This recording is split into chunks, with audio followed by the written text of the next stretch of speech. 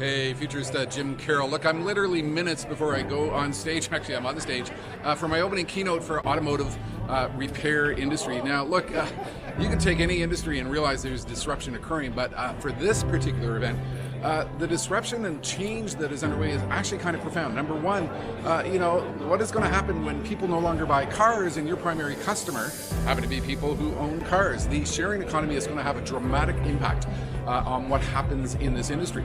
Then there's the acceleration of science. Look, we might be in a situation in which the automotive windshield could actually become an solar energy charging technology. Tesla's already talking about doing this. So we're going to see very significant change in the role of automotive glass.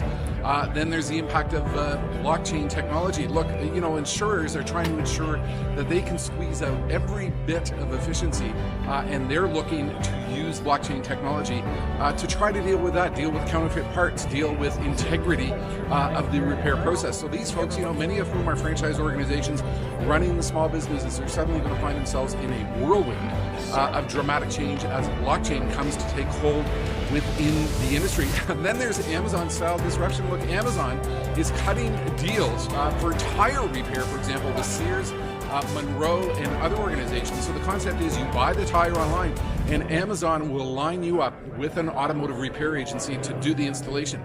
What's going to happen as Amazon comes to disrupt and challenge every single aspect of the automotive repair industry? Those are only a few of the issues in the room, and I know what's going to happen.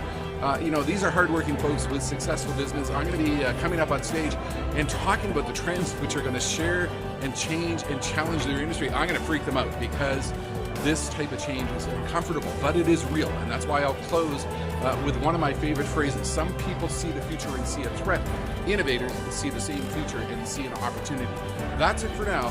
Jim Carroll on stage in Indianapolis, about to open Autoglass 2019.